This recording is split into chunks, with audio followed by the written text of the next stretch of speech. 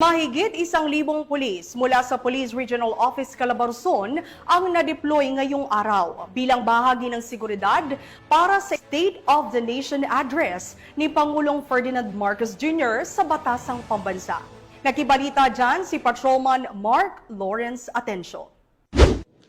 May kabuang 1,041 na mga tauhan mula sa Police Regional Office Calabarzon ang mga na-deploy upang magbigay ng seguridad at suporta sa State of Nation Address o SONA 2025 ng Pangulong Ferdinand Marcos Jr.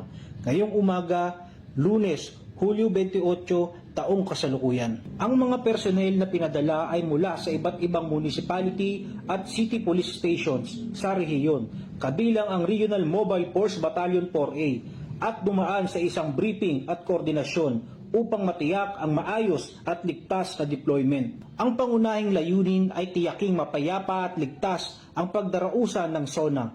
Makakaasa ang publiko na ang PNP, lalo na ang Pro Calabarzon, ay handang umalalay sa ating kapulisan sa National Capital Region at tumugon sa anumang banta o aberya sa kaganapan. Dagdag pa rito, tinitiyak ng pamunuan na ang mga tropa ay nakaalerto, disiplinado at mahigpit na sumusunod sa mga umiiral na operational guidelines, partikular sa pagharap sa mga kilos protesta at mga posibleng contingency situations.